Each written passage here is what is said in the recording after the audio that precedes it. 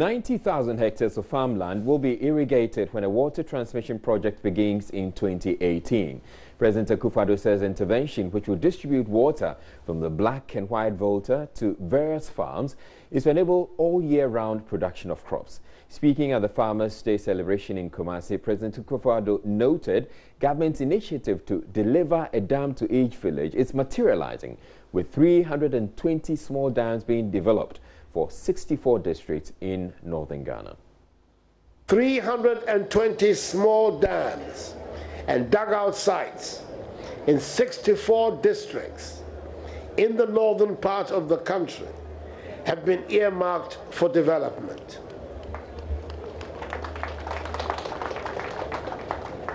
Additionally, 192 will be evaluated in 2018 for development there.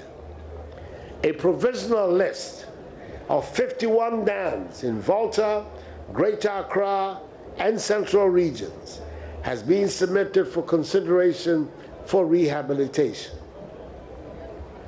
A water transmission project to distribute water from rivers Oti, the Black and White Volta, to communities for productive cultivation will begin next year and will bring up to 90,000 hectares under irrigation.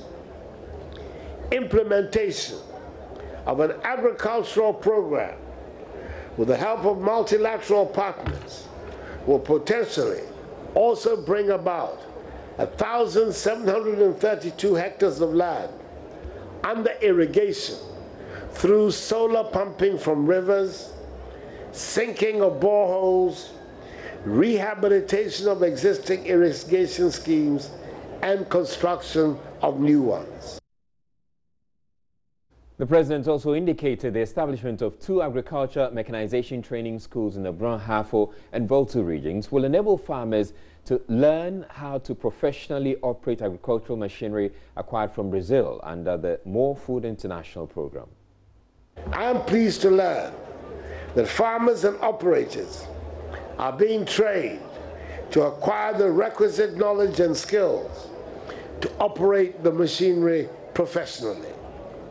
Linked to this, the Ministry of Food and Agriculture has established 2 agricultural mechanization training centers at Winchi and Adidome with funding support from the government of Japan. This is to prolong the lifespan of the equipment, to ensure their optimum use and benefit to farmers. Minister of Agriculture Dr. Osei also says the agriculture sector experienced significant growth even with the invasion of fall armyworms, which ravaged hundreds of maize farms across the country. The President's mission is clear: to transform agriculture from its poor performance, including subsistence farming, slow growth, obsolescence, low productivity, weak financial support, and high post-harvest losses, into a technology and business-driven agriculture that guarantees increased productivity, food security, profitability, and reduced post-harvest losses. I'm happy to note that with the introduction of these interventions, appreciable progress has been made, as reflected in the sector's growth rate of nearly 4.8% in the first 9 months of this year alone. This is before taking account of the strong growth that we are witnessing in the last quarter of the year, October-December 2017. This contrasts with the 2016 annual growth of 3.6%. Notable interventions that have contributed significantly to this positive development include the timely supply of affordable inputs, improved seeds and fertilizers to farmers at heavily subsidized prices, provision of ready market for farm produce through the strengthening of the National Buffer Stock Company, improvement in infrastructure, and increased access to agricultural mechanization services and agricultural extension delivery to farm aid. It has to be placed on record that the success we have posted so far has been achieved even in the face of some serious constraints, particularly the fall army-wide invasion, which government through the ministry has effectively managed to bring under total control. He adds that government's flagship agricultural policy, Planting for Food and Jobs, will target 500,000 farmers in 2018. The ministry will, in addition to the 5 crops supported in 2017, adopt cassava and groundnut production in the 2018 campaign. We shall also step up support for livestock and poultry production, small-scale irrigation development, and increase mechanization services, in particular to small holdings.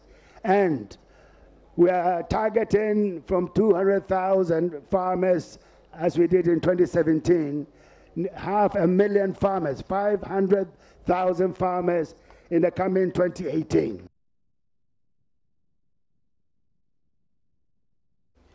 50-year-old Philip Kuku Ajimang from the Brahafo region emerged National Best Farmer for 2017. He was named among several other contenders at a national derby in Kumasi to mark Farmers' Day. Mr. Ajimang takes home a pickup vehicle and $100,000 as part of his prize package. Mabel Ann Akoto Kujo from Hoho in the Volta region was adjudged first runner-up National Best Farmer of the Year. Mahmoud Mohamed Nuruddin reports. Philip Kuku Ajimang has 280-acre farmland, 120-acre cocoa plantation, and 3,600 different tree species, 45,000 poultry birds, as well as 61 cattle, among others. He is full of praises to government for making agriculture attractive, citing the Flagship Planting for Food and Jobs initiative as the best intervention ever. He, however, notes challenges of storage and market continue to bedevil farming. The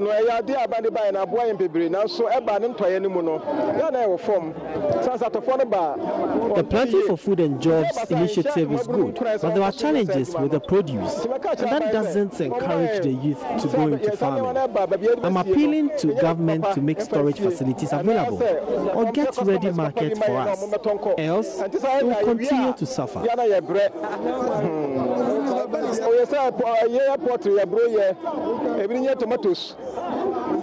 Retired mechanical engineer Joshua Anin from the Ashanti region won the best fisherman aquaculture. Basically, I'm a retired chemical engineer, and I live in the U.S. When I came back to Ghana, I couldn't find any job that is fulfilling because we don't have the means of running big manufacturing plants.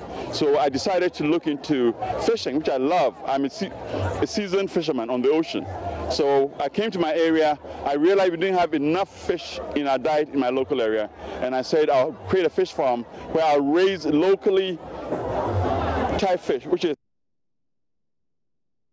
Well, as the nation celebrates crop growers for feeding the population all these years, some peasant farmers in the Brahafo region are worried about loss of soil fertility, which they blame for low yields. Joining us, Nestor Kafuya Juma reports farmers are spending thousands of Ghana cedis on fertilizers and other chemicals, but are still unable to reap bumper harvests. Farmers, we are crying, our soil is not good. Even the fertilizer that we even buy, some are fake.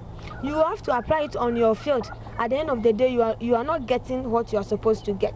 So what I would tell the scientists in Ghana is that they have to come together, sit down and think, and just bring new things, something that will come and help the soil, because farmers, we are suffering. It is what we are doing to help the nation grow, because if our land is not good, it's not fertile, and we farm, and at the end of the day you don't get anything, mind you, we are heading towards hunger. Because what I would tell the scientists is that they need to come together, especially the soil scientists. They need to come together and sit down and think about what we are going to do about the soil. They have to bring in new ways, something that will help the soil. If you apply on the soil, it will just improve the fertility of the soil. In order to stem the tide, scientists from the Soil Research Institute of the Center for Scientific and Industrial Research are validating a new blend of specific crop fertilizers recommended for maize, rice, soya beans, and cassava. According to crop scientists, the new fertilizer blend will boost crop yield. Dr. Mohamed Moroburi is the Deputy Director of Soil Research Institute of CSIR. The idea is to look at specificity and then improved productivity. And improved productivity will result in increased production. If we look at the ecology of Ghana, there are several agricultural ecologies with different rainfall patterns, variable soils, and different management systems. If we want to be specific, it means that we should look at specific areas and develop specific tools or specific materials for such specific areas. One area that produces a greater part of Ghana's food is the Middle Belt, and that's called what we call the basket zone of Ghana, and that involves the Prong-Ahafo region and the northern regions. And the major crops grown in these regions are rice, maize, cassava, and soybean. We have therefore come out with 4 specific types of fertilizer recommendations for these crops based on the ecology.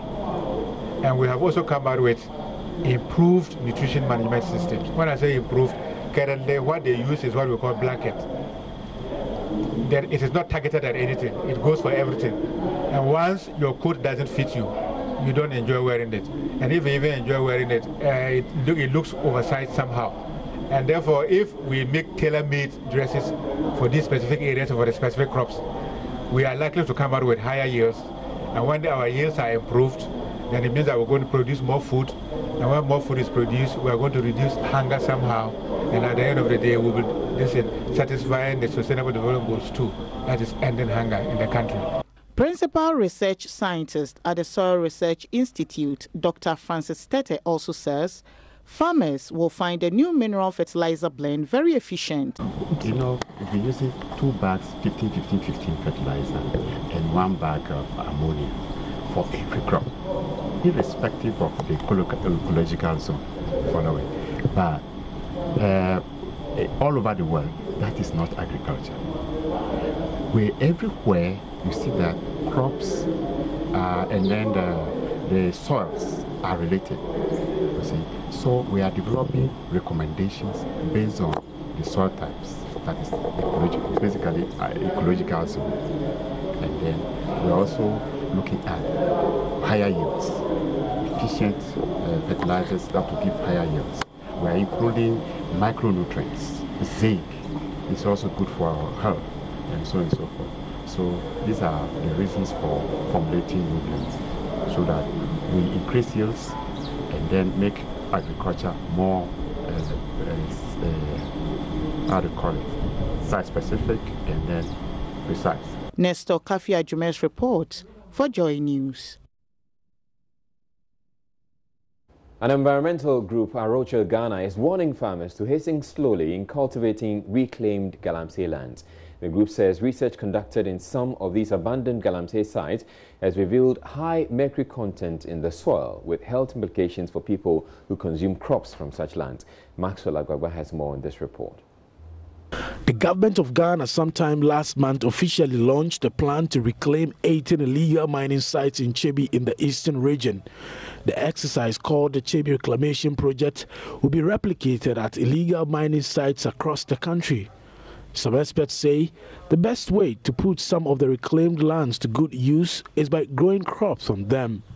But an environmental group, Arocha Ghana, is warning that crops grown on some of these lands can cause serious health implications when consumed. A member of the group, Daryl Bosu, says the mercury and arsenic content in most of the soil in these areas exceed acceptable levels. When areas are mined, there are some heavy metals that are always left behind that accumulate in the long term.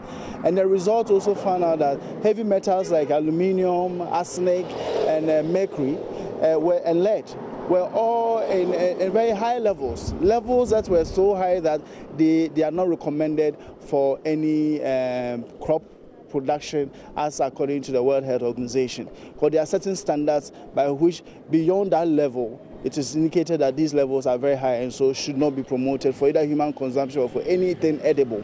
And that is where we realize that this particular aspect needs to be discussed broadly with all stakeholders, district assemblies, assembly persons, farmer associations, and everyone to know that these results, we need to pay attention to them. Su is warning that crop production on the abandoned galamsey lands is unhealthy and poses a risk to consumers. Of these plants, they do what you call bioaccumulation. They absorb these heavy metals within the system, and eventually it gets accumulated in the food that we eat. So gradually there can be very systemic contamination of our human bodies from these heavy metals, and that is why we think that we need to tread cautiously. It's not about maybe putting out information to cause people to worry or to panic about, but this is an issue of our health, of quality food, and also of quality water resources. And that means that we need to actually take action to, as soon as possible, try and make sure that for all these mining areas, we need to stop people from going there and planting crops. He wants farmers living around some of these sites to wait for a minimum of 10 years before they start growing crops on the lands. There are certain things that needs to be done. The land needs to be reclaimed and also improved first, and then after, make sure that we put in certain plants or crops which are not edible that can take out these heavy metals, and then with continuous testing over time, ascertain whether these levels have gone down before we start really looking at food crop production for human consumption. And that is what we only want to draw attention of the public to. Program dedicated to removing these heavy metals, you could have like a minimum of about 5 years. But where you have an ad hoc approach to dealing with it, I would say that a minimum of about 10 years for these chemicals to break down and dissipate into the system. But still to come in the bulletin, there is advocacy against stigmatization of homosexuals because it could be fueling the spread of HIV/AIDS. We are not saying they are free to operate, but what we want to do is we want to tackle the health aspect of it. In Parliament is promising thorough scrutiny of the amendment to regularize the use of exams and interviews to cut down admissions into the Ghana Law School.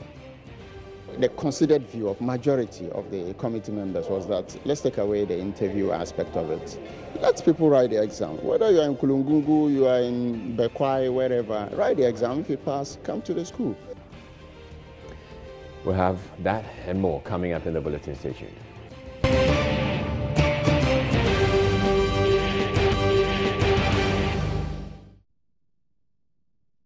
Owners of some structures that were demolished at Kanda Estate here in Accra on Friday are crying foul over what they say was a short notice given them. According to them, the army moved in to pull down their structures just a week after serving them notice. The Ghana Water Company, which claims ownership of the land in contention, has however dismissed suggestions the notice was short, explaining it has been trying to evict them for several years without much success until the Supreme Court gave its blessing. My colleague Parker Wilson has more. Scores of Ghanaians here at Kanda are watching with little or no resistance as the Ghana Water Company Limited and with collaboration with the military are raising down their structures here. Occupants are not happy. In fact, some of them have been seen removing their items from their shops because the earth-moving equipment is shredding their properties. Now, let's have a conversation with the owner of this washing bay. Last Thursday, on a meeting area, people remind said 3 days time, you're moving free here. So now we should be on my enough time, that's 3 months to be. Let me organizing net to 3 machines. See, it was a to be a NRA as a NRA, and who say. UCG for by somebody disconnect all the line. If it's almost somebody bubuha. That's not too late. TNT me and ye and maybe I see ye. BBS but and I do am to say my baby. I say the emergency BBA. Meaning say we employ a number of people. Nipa saying we employ you more. So you nipa best at least about 68 to 71 workers. Did you say Bubu washing bay, you know, dear number, dear now by your mom? Oh, say, dear. I don't know. Which one you're going to go away? The friends are not, me don't want veterans and Yahweh. Because when moment, the meeting I could manage maybe I'm not going to see at home. Essentially, he's been narrating his ordeal to me, and basically he's been saying that he's employed over 70 people who are working here. Of course, if you look at the effects where the 70 people, they also have family members. Some do have wives and kids where they take care of them. So it's a sad situation for them. He has also indicated that, well, it was just last night that they got the information or received the information that the Ghana Water Company Limited were moving in to raise down their properties because they are illegally occupying these lands, and then they didn't really have enough time to move away their things. So we're getting answers from the Ghana Water Company Limited as to what influenced their decision to embark on this exercise. The mere thought of trying to secure our property, as simple as that. These structures have been here for quite some time. All attempts to evacuate them have proved futile. So the issue was settled in court. The Supreme Court gave their ruling in favor of Ghana Water Company. And we just feel like we need to demolish these structures and then build our wall so that we can secure our premises. We've got one flat here, another one here. I think the one in the middle belongs to GBC. So as you can see, these structures are not, touched. And then we have 1, 2 over there. So we're just trying to pave way so that we can build our wall and then secure our premises. For some years now, our staff, the staff who live here, have had problems with thieves. They have been robbed on several occasions, and so we feel that, well, for the welfare of our staff, for the good of Ghana Water Company, maintaining and keeping its structures, we feel like building our wall to secure our premises, just like anybody would do to his or her property. And so that's how come you see this thing going on here. How many months' notice did you give to the occupants of these structures? We gave notices in 2015, 2016, and then this year also. But I've gathered that you gave them just about 3 days notice to evacuate. Prior to the 3 days notice, just like I said, we started way back in 2015. Also, some artisans and petty traders occupying portions of land belonging to the Achimota School are pleading with the authorities to abandon plans to evict them. The artisans and traders, numbering over 500, say they risk losing their livelihoods should the school drive them away. The school is, however, going ahead with the construction of a fence to protect the school lands from encroachment, and which would most likely lock out the artisans. Maxwell Agbagba has more. Sometime this year, a court ruled that the school takes over its lands that have been encroached upon. But that decision has affected some artisans and petty traders who occupy the lands here. They are pleading with authorities to be considerate in effecting their decision to move them away from the land. We are pleading to them. This is a land, and we believe that as artisans, we needed a land to work. So this is going to affect us very seriously. So we are pleading to the authorities that if they could give us a portion for us to establish ourselves there with the very good rules and regulations, we'll comply and do that. If that is not going to work, then it is up to them to decide what to do. But for now, what we are pleading is the military going around telling our people they should leave. If they don't leave, they are coming to arrest them. They will tow our cars. My brother, I guess you have a time for me to take you around. You see a lot of cars, more than 200 cars we can find here. And where are we taking all these cars to? Some of the owners, you call them, their phones are not going, you can't hear from them and all that. So the burden lying on us.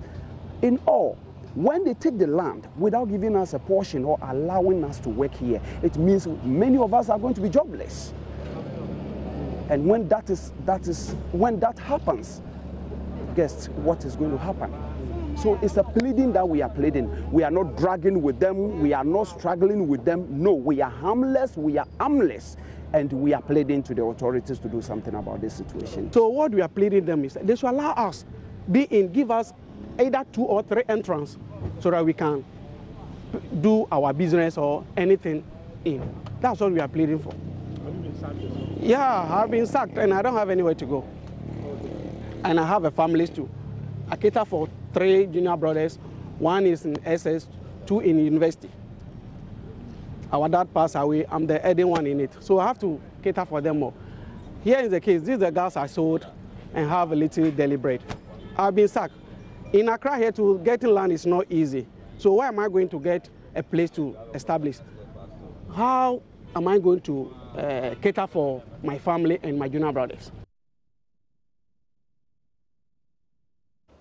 We're taking a break here on Joy News Prime to bring you business news, but still to come in the bulletin. The Crime Bulletin Assembly has announced plans to shut down the Central Business District on Saturday for a National Sanitation Day cleanup exercise. Stay tuned. We'll bring you business news next. Hi everyone, welcome to Business on Joy News Prime. We begin with Agric because it's Farmers Day and some stakeholders in the sector making a fresh case for government to introduce a flexible credit facility for farmers. Such a facility, according to them, is critical in driving the country's economic growth with Agric by attracting youth into the sector.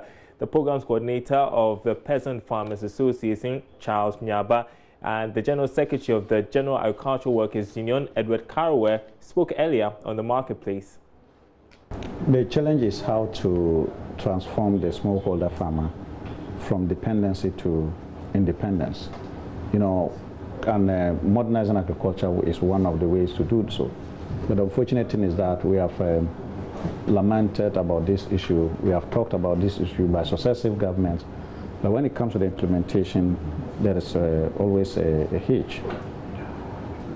With the planting for food and jobs, if you look at the scope of it and what is needed is to provide improved seed and then subsidize fertilizer. That on itself enables the farmer to increase productivity. Which is nothing new, is it? Which is nothing new. You know, so if that is what would modernize agriculture, it is left to you and I to know whether, if it's not new, how does it change the status quo? But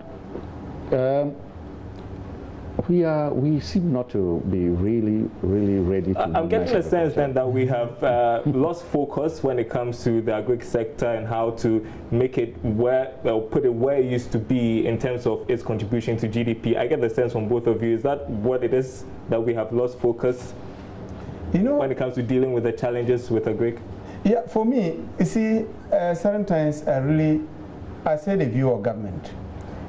Our previous and current government are doing a lot. They are trying their best. They all agree that agriculture is the mover. Agriculture is the change maker.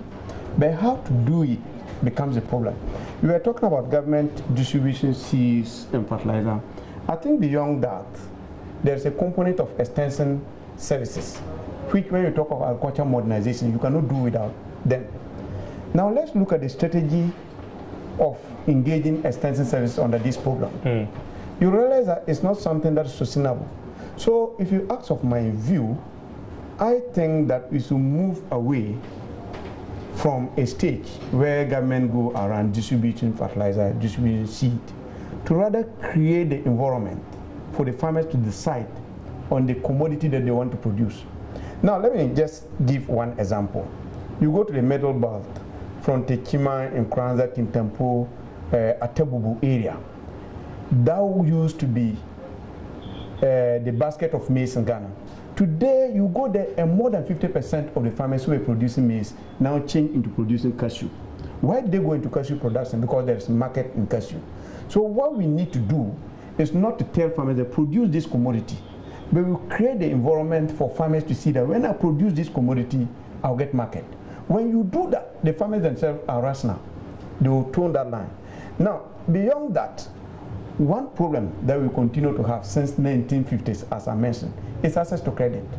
Today, smallholder farmer is not able to go to bank and take credit because when you go there, they ask for collateral, which you don't have. So all what government need to do is that just create an enabling environment, put a fund somewhere that will guarantee banks that, look, if you give this money to the farmers, we will cater for the risks. When you do that and then your government sit back and just play that coordinating role, I'm telling you, we'll move from where we are to another level. Some stakeholders in the agri sector sharing some perspective on Farmers Day. Meanwhile, Member of Parliament for Garo constituency in the Upper East region, Albert Akuka Alauzuga, is asking government to complete the Tamni Dam in the Garo Tampani district to help farmers in the area. This, according to him, has become more critical to give more meaning to government's Planting for Food and Jobs initiative. Construction of the dam was initiated by the previous administration to provide water for activities of farmers in Garu and its surroundings. It was, however, abandoned due to the lack of adequate funding. Speaking to Joy Business, Member of Parliament for the area said it would be prudent to complete the dam before constructing a new one planned under the One Village, One Dam initiative. The government of any regime embarks on towards promoting agriculture is a welcome news. Water is very critical in the success of the implementation of any agricultural policy. And so One Village, One Dam is a laudable policy, as I mentioned. It is how it will be implemented. That is what we are looking up to. But the mention of it makes everybody happy to hear that they are bringing a dam to every village.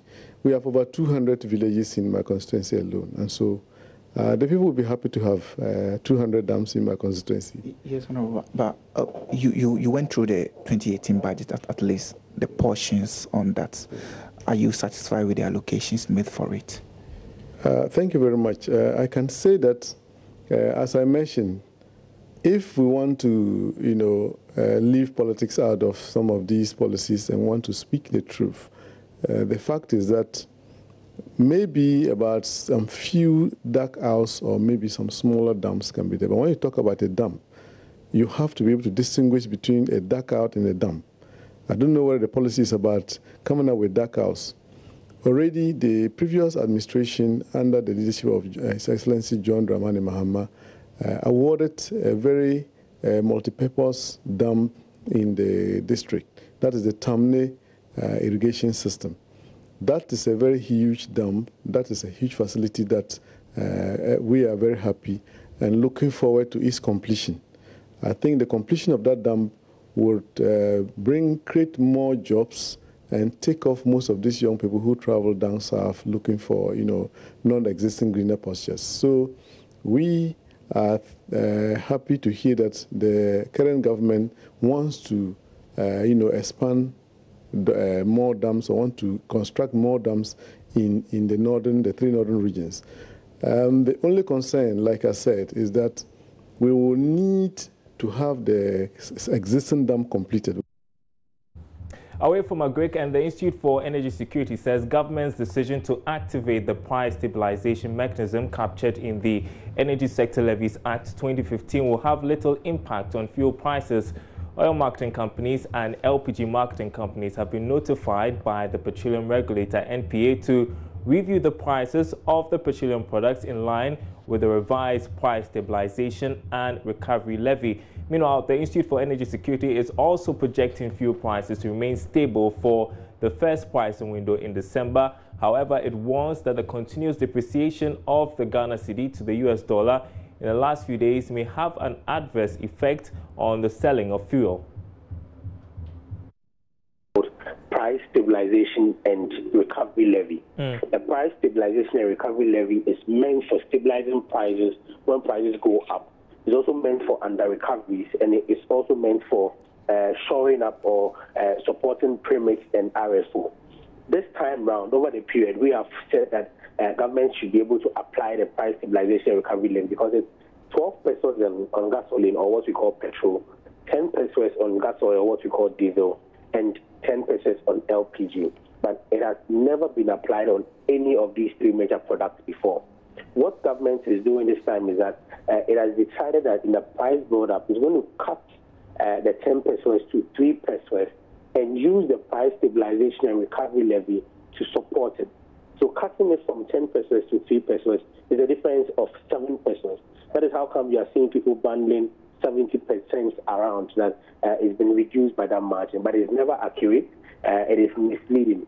What government has done is that it has only cut down that component in the meantime to support it with a price stabilization and recovery level. It hasn't reviewed it downwards totally. Because if you want to review it downwards totally, it has to go through Parliament because it's ESLA, Energy Sector and Levies Act. So you need to go to Parliament or Parliament should reduce it. So that is the component that government has reduced, which will translate to 7 pesos at the pump. That was Richmond Roxon. He is a principal research officer at the Institute for Energy Security. Well, finally, Africa World Airlines has denied increasing airfares in response to the increase in demand. This follows concerns by some passengers who allege the airline has taken advantage as a sole domestic carrier in operation currently to increase its fares. There's more in this report. According to Africa World Airlines, there has been an increase in its flight bookings after last weekend's incidents which saw the aircraft of its competitor, Starbow Airlines, skid off the tarmac. But the chief operating officer of Africa World Airlines, Captain Thompson, insists the price of their air tickets remain the same despite the monopoly. We are not changing the price of our tickets. The way the system operates is that when you book early, you get a certain fare, and as the flight fills up, the fares go up. So what a lot of people might realize is that because there might be a rush to fly Africa World, the tickets in the low fare class would finish pretty quickly, and so when they come, they will get a higher fare class. But these fares have been in existence all this while, so it is not a change or an increase in fares, no. It is just that the classes get filled up much quicker. Captain Thompson adds plans are underway to adjust their flight frequencies to help meet the increased demand. If there is a need, we will look at how we can satisfy that need or satisfy that demand. And it will all stem from what kind of bookings that we get or what kind of reservations that we get. So when there is a need to do an extra flight or put on more flights to any of the destinations, we'll look at how best we can handle it, and then we'll do it. Don't forget, we have constraints that some of the domestic stations are not, they can't operate after certain hours into some of the places. So that is a constraint. So as best as possible, we'll try and absorb all the passengers that will come up. Sheila Tamaklu for Joy Business. And that's it for business. There's more news after this break.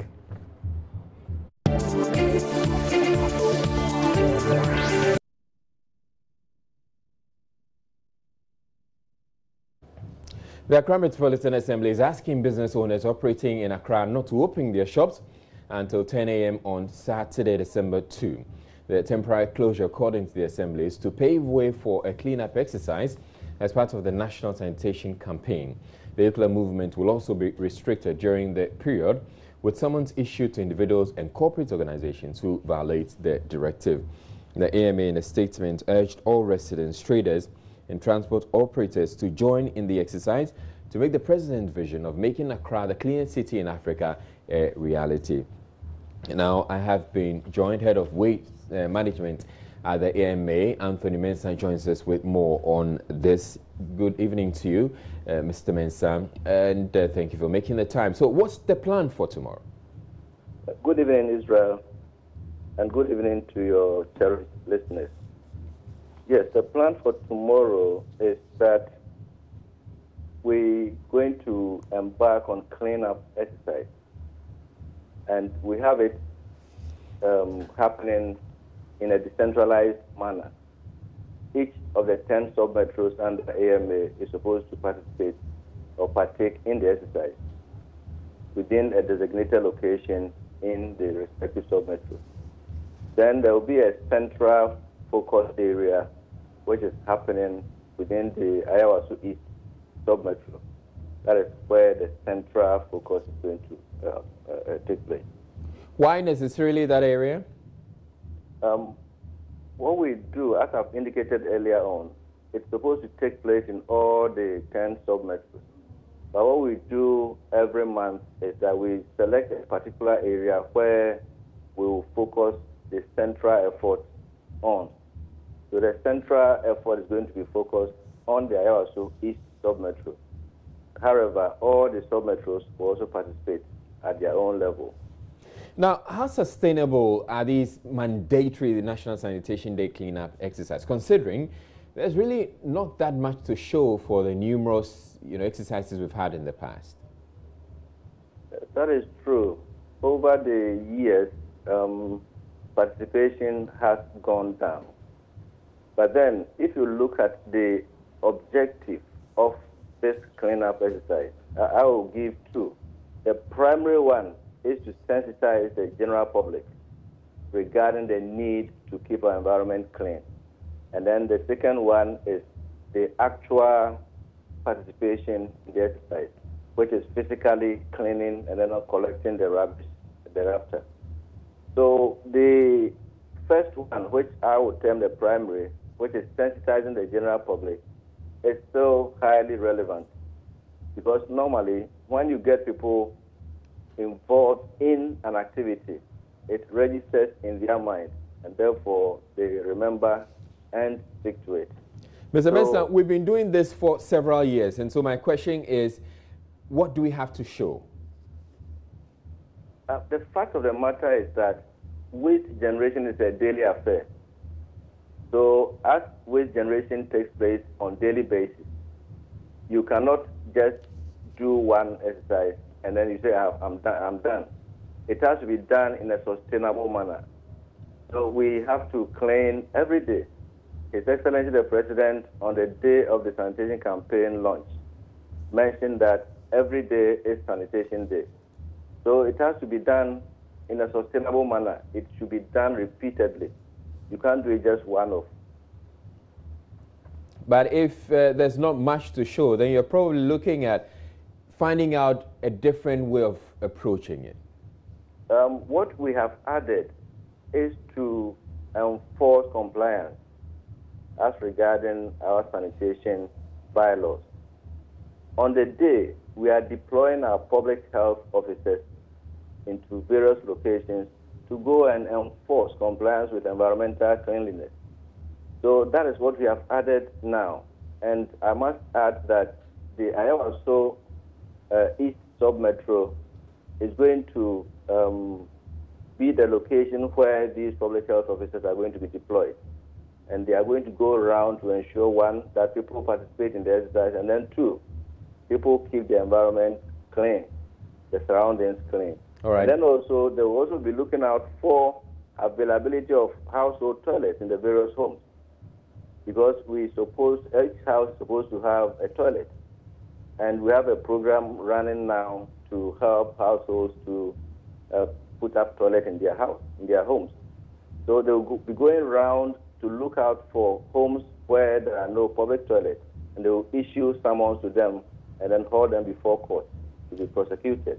These public health officials that you're sending out on Saturday, is it just for Saturday, or you intend to send them out on subsequently? In fact, it's an exercise that has been ongoing for the past couple of months. It is not just on Saturday, but we are adding that to Saturday, the sanitation exercise to make it more enhanced. All right. Thank you very much for making time to join us. That's Mr. Mensah. He's with the Accra Metropolitan Assembly. Now, stigmatization of homosexuals could be fueling the spread of HIV/AIDS in Ghana. Deputy Director of Nursing Services and head of the ART Clinic at the Greater Accra Regional Hospital, Mercy Aqua Hayford, explains this is because homosexuals living with HIV/AIDS as a result of the stigma are unwilling to share information about how they contracted the virus and yet keep on spreading it amongst themselves. At a health screening and sensitization program organized by Accra Brewery Limited for residents of Agbogloshi on the need to stay healthy and HIV/AIDS free, she argued stigmatization of homosexuals needs to end. Nancy Fajradozi was there and reports. Statistics from the National AIDS Control Program suggest prevalence of HIV in urban areas increased from 2.5% compared to 1.9% in rural areas in 2016. The Accra Brewery Limited has been organizing a series of health outreach programs, with the recent one held in September. On World AIDS Day, the beverage company provided another opportunity for residents of Agbogloshi to get screened for HIV and AIDS.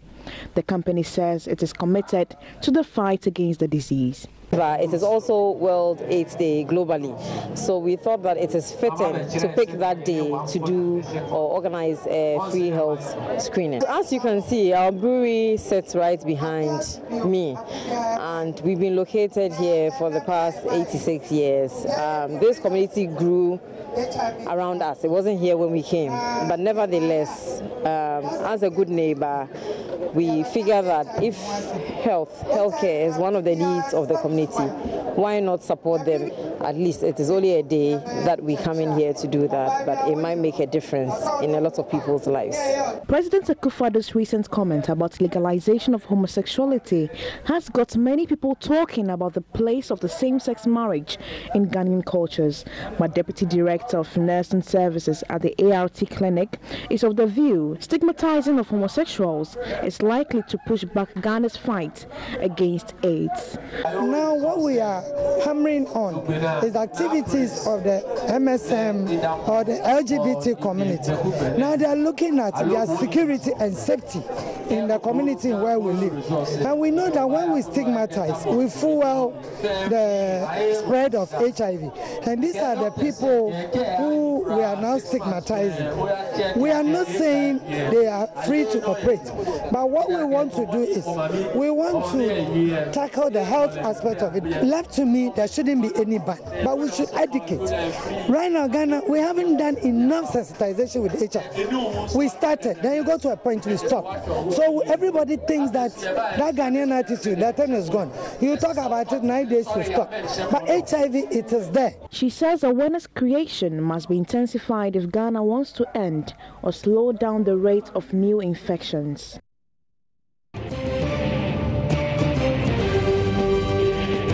This is Joy News Prime. Parliament's Subsidiary Legislation Committee is demanding amendments to a new legislative instrument seeking to legalize the use of exams and interviews to cut down admissions to the Ghana Law School. The Supreme Court ruled earlier this year the current system is unconstitutional and gave the school until December to fix it. Government has since introduced a new airline to give legal backing to the process, but the MPs want the mandatory interview removed from the process. Committee member Muhammad Shaibu tells Joy News the committee would also seek to ensure other interested parties are given fair hearing. Issues have been raised. Some do not actually bother on the authority itself, because when you construct an airline, it hinges on a parent law. That's why a legislative instrument seeks to do. And so you construct those laws in conformity with the parent law. And therefore, some of the issues that came up had to do with issues outside of that. But then some too were within the parameters of the law. And so that's the reason the committee asked that they come back again with a paper that seeks to clarify issues that they think are at variance with the Parent Act. My understanding also is that, there are some other petitions that have been filed against certain clauses that are put in there, i.e. an interview to be conducted before this is granted. And we have raised issues even at that level that a human interface is something that, as much as possible, if we can do away with it, it's because the criticism is that people come for interviews and questions that are asked are not even legal. Some people came to tell the committee that they went and they were asking them football questions, for instance. We cannot substantiate that anyway. But generally, we are saying that the interview is not just it has a human sort of interface. You and I have sat in interviews, either being interviewed or interviewers, and therefore you have a certain feeling when you meet people. And therefore, the considered view of majority of the committee members was that let's take away the interview aspect of it. Let people write the exam. Whether you are in Kulungungu, you are in Bekwai, wherever, write the exam. If you pass, come to the school. At the end of the day, it is not a 30 minutes or 50 minutes interview that's supposed to determine whether you are fit to be a lawyer or not. The Forestry Commission is to release land to corporates and other identifiable bodies for afforestation projects that will see the cultivation of economically viable foreign tree species. The initiative, according to its chief executive, Kwadwo Osifriye, aims to reclaim Ghana's depleted vegetative cover in a manner that will also bring massive economic returns.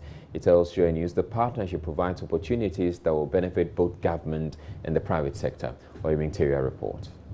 The Forestry Commission promises potential investors litigation-free land for medium and large-scale tree plantations. Introduction of foreign tree species like Melina and Kui from Tanzania to complement the popular teak is considered a big boost.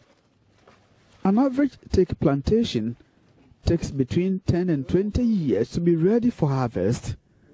A 256-hectare plantation can fetch at least $20 million. About 7,000 farmers in Ashanti and Western regions are already reaping benefits of the Tonja system. Local farmers are given land to plant food crops alongside tree species which they partly own. All over the world, focus is changing from planting of local land races to improve planting material. So the melena you saw that were growing so tall was just about 3 months old. It's doing so well. It grows really fast. And the other side that we visited, it's a huge block, about 270 hectares. And that site alone had employed over 1,500 Tonja farmers. Incidental jobs of about 80 as such. So it was such an area of value. Previously, the attention was on teak because teak seemed to have a ready market on the international timber trade. But for now, I can tell you, melena is leading. You could see previously species like even rosewood wasn't so phenomenal. But in the last 3 years, rosewood is one of the most expensive species we have in Ghana. So today it appears a timber species may not be of value, but tomorrow it could be the highest value timber. Kwadwo Osei is secretary of a group of over 1,500 farmers in the Atrimamponua district in the Ashanti region.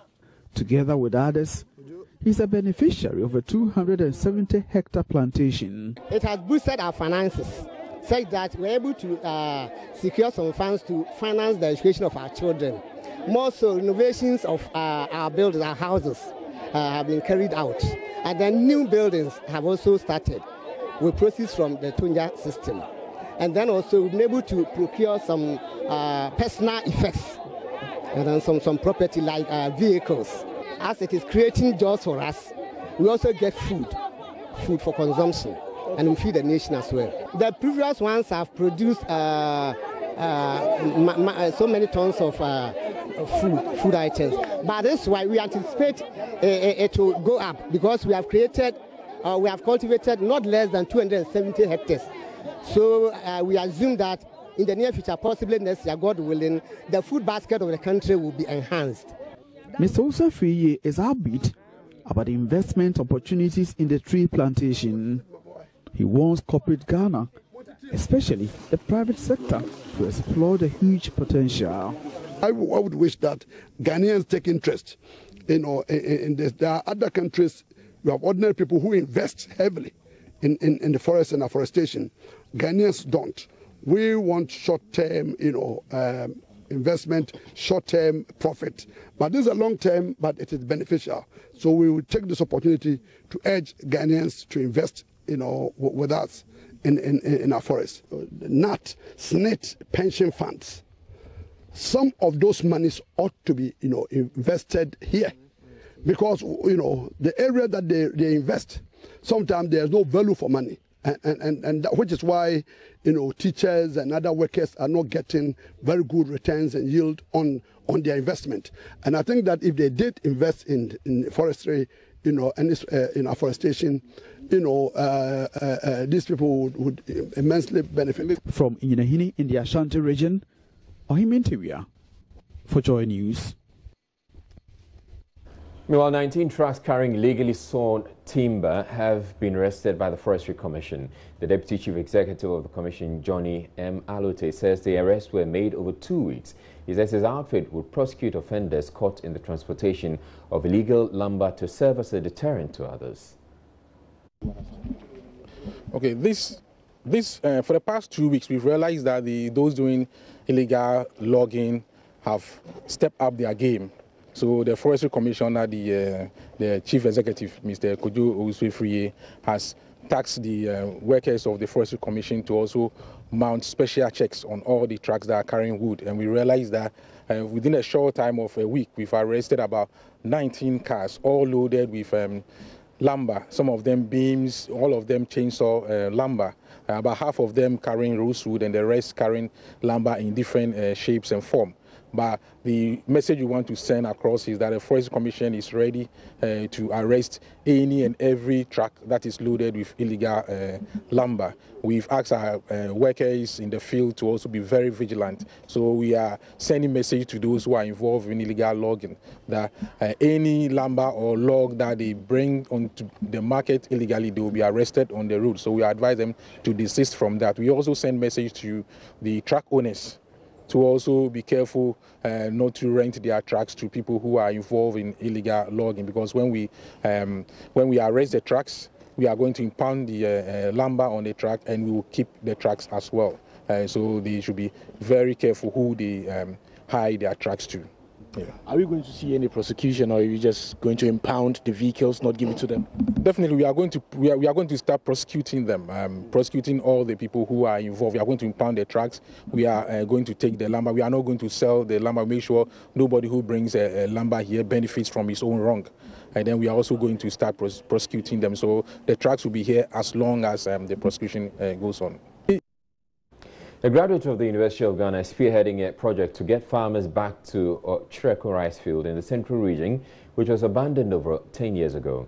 The Japan International Agency for Cooperation project helped boost rice production in 2000, significantly improving farmers' incomes whilst at it. It was, however, abandoned after the 3-year term rehabilitation and training by the Japanese expired, forcing farmers to look elsewhere for survival. Mahmoud Mohamed Nuruddin, however, reports there is good news. About 17 years ago, Ghana government and JICA from Japan came together to construct a dam in this particular community to increase rice production. Few years later, there were some challenges with the dam due to sand winning, and farmers have had to abandon their farmlands for other things.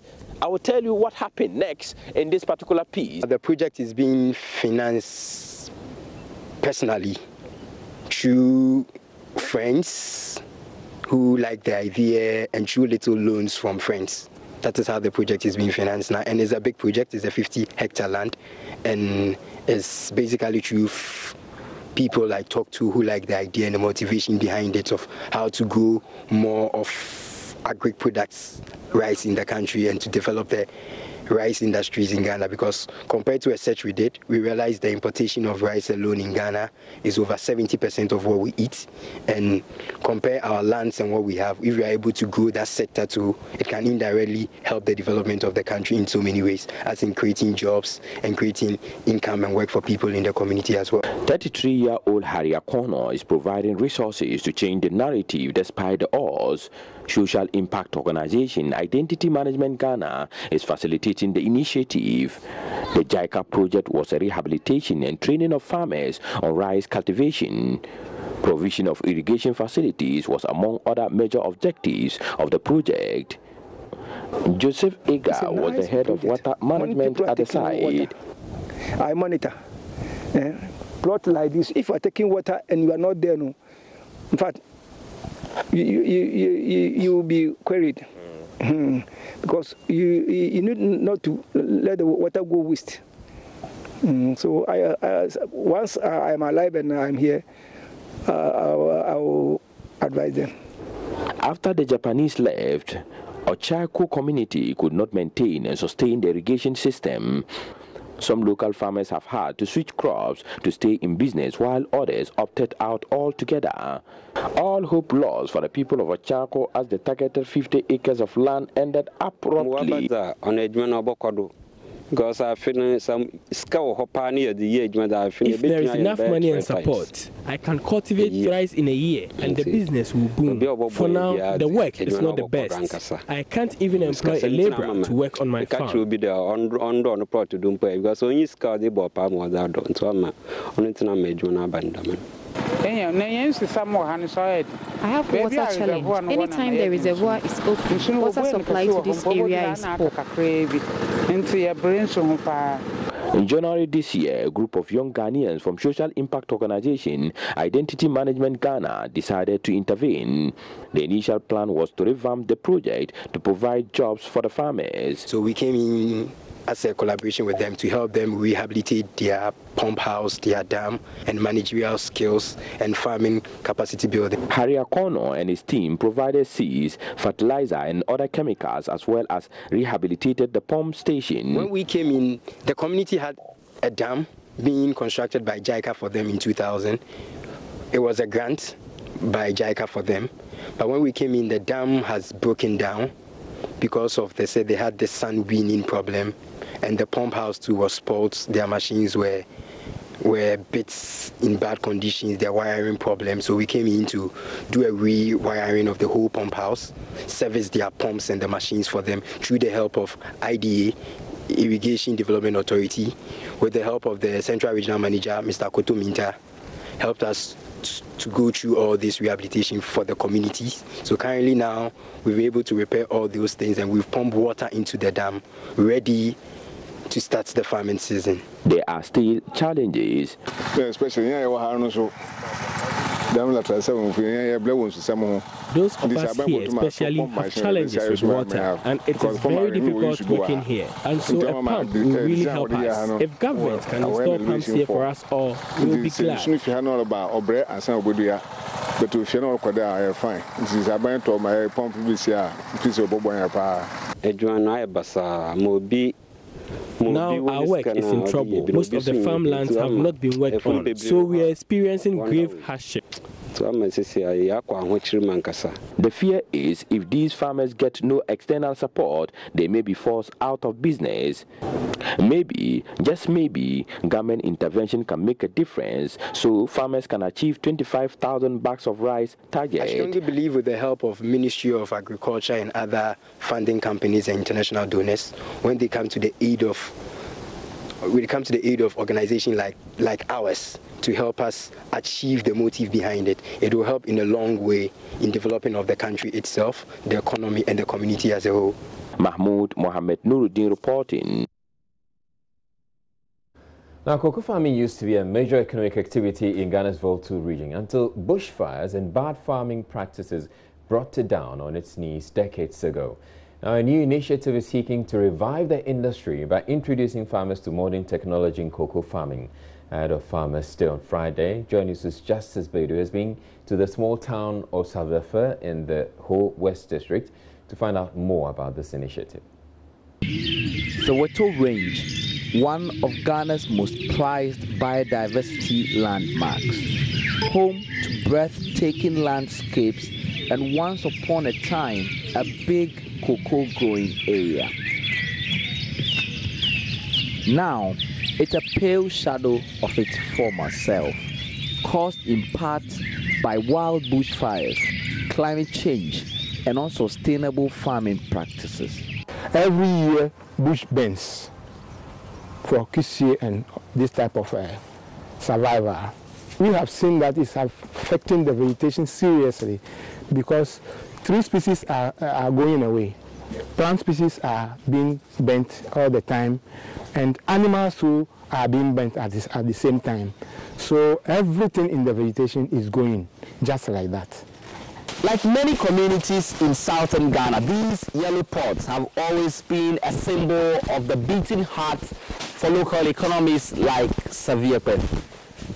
It doesn't look much like a huge cocoa farming community because of events in the past. But now these farmers, backed by modern technology, are hoping to revive a bustling cocoa industry. Many of Ghana's cocoa farmers use old seedlings which would usually take about 5 years to bear fruit. Now, under this new project, these farmers are being introduced to improved seeds that could mature within 3 years. On top of that, new technology and fertilizer. The communities will form groups. We nest cocoa, we nest 3 seedlings, and we distribute cocoa seedlings to them. They plant in their own farm. As for this farm, it's the demonstration farm. We started this project in 2012, and about 5 years now, you see the cocoa, now they have started harvesting cocoa. So, the next 2-3 years, you will see a lot of, you see that they are benefiting a lot. We used to have cocoa here, but fires took everything away and brought us poverty. Now, this new organization is helping us bring the industry back. We will need help from government to make this initiative work. This means improved yield and quicker turnaround time. For centuries, cocoa has been the mainstay of Ghana's economy, now contributing nearly a quarter of the country's GDP. A slump in its production could have dire consequences. It's the reason why initiatives like the one being pioneered by the farmers of Saviepe is being hailed as a lifeline to resuscitating the sector in this part of the country. Beidou, join me. The Ghana AIDS Commission is urging private individuals and businesses to embrace and contribute to the yet-to-be-established National HIV/AIDS Fund. The proposed fund will seek to mobilize resources for adequate and reliable funding of a national response to HIV/AIDS prevention and treatment. Officials say a committee is already in place to work out modalities for the fund. Director General of the Ghana AIDS Commission, Ambassador Dr. Mokoa Blay Edujemfi, says this is critical to shoring up the decline in donor funding. She spoke with Love News ahead of World AIDS Day, which coincides with National Farmers' Day. Funding is a big challenge. And when it started, there were a lot of stakeholders interested in HIV, but they've all virtually withdrawn. So it's up to us to take the challenges in our own hands and deal with them. So we are with the government working out a few programs to help with the funding situation. We've set up a committee to deal with it. In fact, we have a consultant working out the strategies to help people, to encourage private businessmen to donate into the fund. And we are soliciting the aid of as many people as possible who can help to have our own fund so that we are not dependent on donor funds any longer. And in the headlines, President Akufo-Addo has announced a major irrigation initiative that will enable all year-round farming on 90,000 hectares of farmland as the state honors its farmers on National Farmers' Day. Farmers are being urged to be cautious about cultivating land reclaimed after they've been pillaged by illegal miners. In business, some stakeholders in the agricultural sector are making a fresh case for government to introduce flexible credit facilities for farmers. There is advocacy against stigmatization of homosexuals because it could be fueling the spread of HIV/AIDS.